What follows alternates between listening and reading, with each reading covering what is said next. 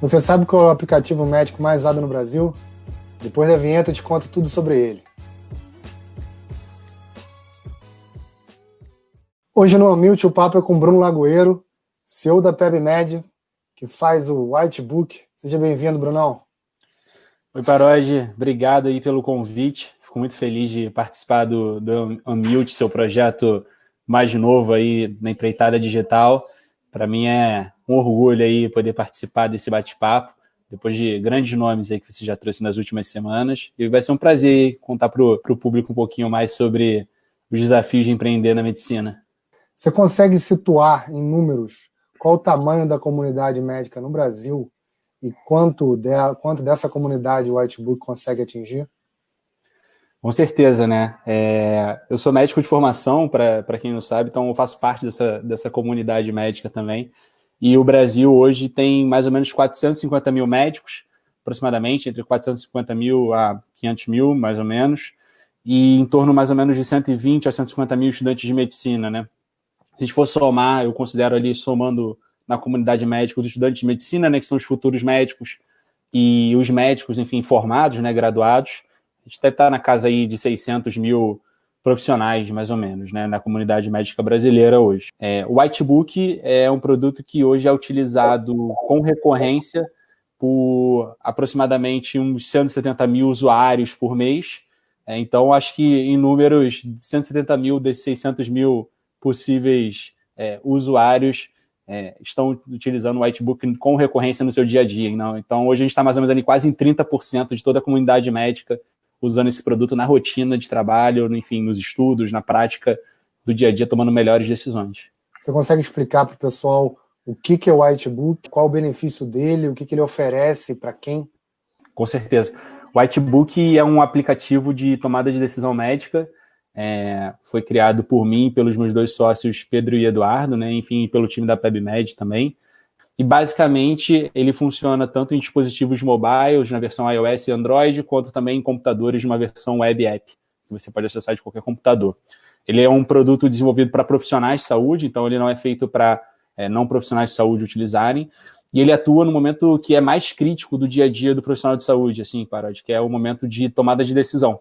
Então, se você imaginar um médico no seu trabalho, uma das principais coisas que ele faz durante todo o período que ele está ali da sua jornada de trabalho é decidir qual é a conduta, né? Enfim, qual é o próximo passo que ele vai tomar em relação ao paciente que ele está atendendo, né?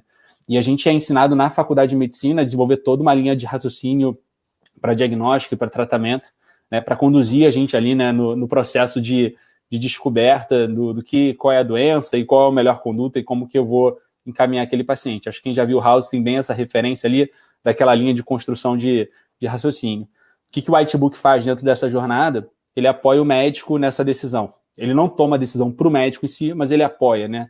Ele é um produto de apoio. O que significa? O Whitebook é composto por milhares e milhares de conteúdos em formatos diferentes. Então, texto, imagem, calculadoras, ferramentas de diagnóstico, onde o médico pode fazer consultas para poder apoiar na linha de raciocínio diagnóstico. Então, se você é um médico, Parodi, você está lá, por exemplo, na emergência, e aí você recebe um paciente com um infarto, uma suspeita de um infarto, por exemplo, né? É uma decisão que você tem que tomar rápida ali. Quais são os exames que eu peço? Qual é a ordem desses exames que eu tenho que pedir? O que eu não posso esquecer? Se esse paciente está infartando e é diabético também, e ele tem algum outro problema de saúde associado, já teve um AVC no passado, o que isso significa? Que medicação eu posso usar e que medicação eu não posso usar? Né? Qual o próximo passo depois dessa medicação? Se o exame vem alterado, o que isso significa?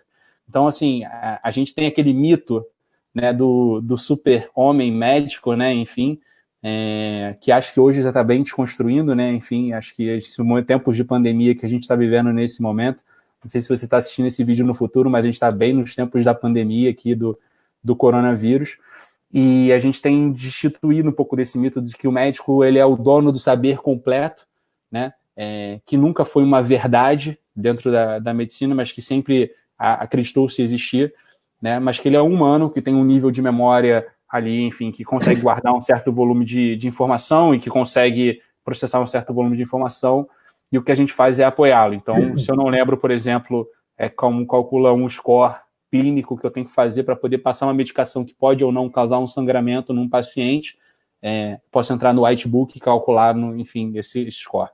Se eu recebo um paciente com uma doença que não é da minha especialidade e eu não lembro muito bem, ou há muito tempo não trato um caso daquele, e eu não sei direito a dose, não me recordo direito a dose, posso acessar o produto e procurar. Então, hoje é um produto com mais de 10 mil tópicos diferentes, de mais de 30 especialidades diferentes, então atende profissionais em diversos níveis de conhecimento, em diversas especialidades. E, como eu falei, estar lado a lado do médico para melhores decisões e ser realmente uma ferramenta indispensável no dia a dia dele. O nome da empresa é PebMed, né? O nome da holding é PebMed, né? Tem um portal de conteúdo. Você pode contar rapidamente de onde vem PebMed, como é que a empresa apareceu, o que você fazia antes? Isso era legal falar para o pessoal. Bom, PebMed é a sigla de Pedro, Eduardo e Bruno, na verdade, né? São os 3 fundadores da empresa.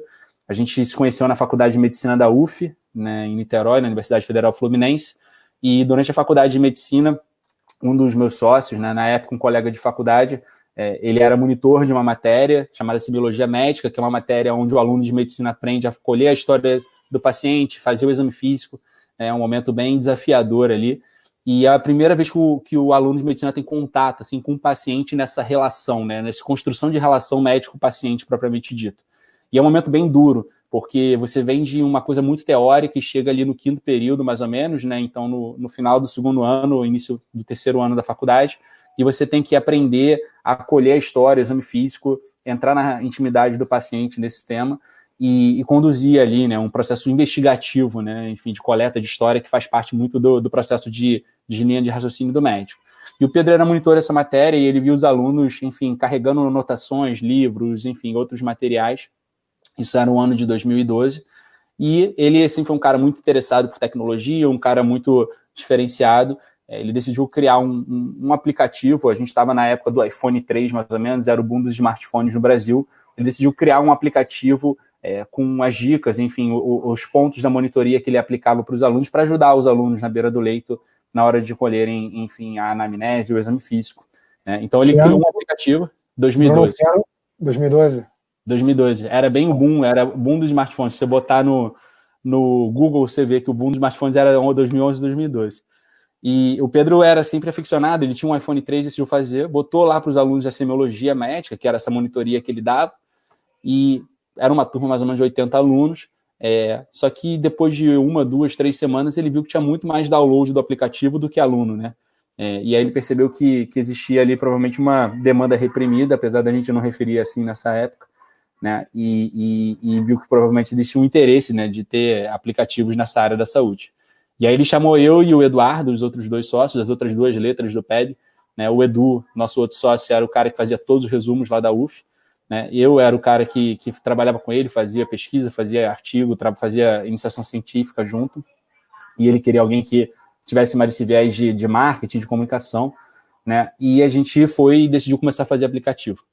Basicamente, a gente começou a fazer aplicativo nesse ano de 2012, a gente chegou a desenvolver 20 aplicativos entre 2012 e 2015, e nesse período era sempre muito voltado para as dores que a gente tinha como recém-formado, né? A gente se formou no final de 2012 na UF, foi para a residência de Clínica Médica os 3, e a gente começou a fazer aplicativo para as coisas que a gente sentia necessidade, ou que os nossos colegas de residência sentiam necessidade, né? Então a gente fez 20 aplicativos sozinhos, 3, fim de semana, feriado, de noite, sempre botando na loja e tocando a residência médica junto. No ano de 2015, a gente conheceu o pessoal da 21212 através de um aconselhamento de um mentor que a gente tinha na época, que a gente tinha conhecido no ano de 2014 num evento de startups, e a gente decidiu tirar um ano sabático no ano de 2015. A gente estava terminando a residência de clínica médica, falou, vamos tirar um ano sabático para se dedicar full time a esse negócio e ver o que acontece. E aí a gente foi para o programa de aceleração da 21212, que era uma aceleradora bem famosa que existia na época, aqui no Rio de Janeiro. E quando a gente chegou lá, nossa cabeça explodiu, né? 3 médicos chegando no ambiente de aceleração, de startup, de inovação, conhecendo gente de engenharia, enfim, marketing, design, né? E aí a gente entendeu que a gente vinha fazendo tudo até ali, aqueles 20 apps, na verdade eram 20 MVPs, daquilo que a gente estava realmente querendo construir, que era uma ferramenta de apoio à decisão. E aí que a nossa jornada empreendedora ganhou mais corpo, a gente começou realmente a entender exatamente o que a gente queria fazer, o que a gente queria impactar, E no ano de 2015, então, a gente criou o Whitebook, que rapidamente ganhou essa escalabilidade e se tornou o principal app médico do Brasil. Nos anos seguintes, enfim, a empresa foi crescendo, a gente foi trazendo outras pessoas, a gente acabou criando mais 2 produtos, o portal PebMed, que é um portal de notícias médicas, que nasceu muito com o intuito de ser um blog, para fazer um pouco de jornada ali de construção de marketing de conteúdo, para fazer a atração de topo de funil de usuários para o Whitebook.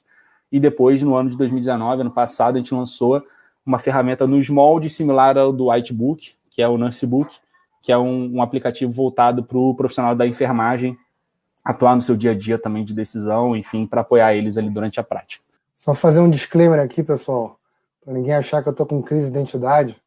Eu fui mentor lá da 21212 e junto de outros 2 caras feríssimos, os 2 advisors, Léo Nunes e Beto Caeiro, eu presto suporte estratégico à PEB de produto e marketing, então estou cansado de saber da história do Bruno e da PEB, mas eu acho que é uma história tão interessante, tão legal, que eu quis trazer para cá, tá? Porque é uma empresa não só com números expressivos, mas com uma cultura muito interessante, que a gente vai falar em breve, e com papel na sociedade, quanto mais agora, né, na sociedade médica, principalmente, com uma força muito, muito relevante no que está acontecendo hoje no Brasil. Bruno, o Álvaro Pereira Júnior, que foi o primeiro entrevistado aqui do Amilty, primeiro que veio para o bate-papo, foi um dos fundadores comigo lá no G1, é um cara que entende muito de ciência, mandou uma perguntinha para você, vamos ver o que ele quer saber de você, tá? Bruno, com todo esse uso de dados e de computadores em medicina, você acha que vai chegar um dia em que os médicos vão ser substituídos pela inteligência artificial?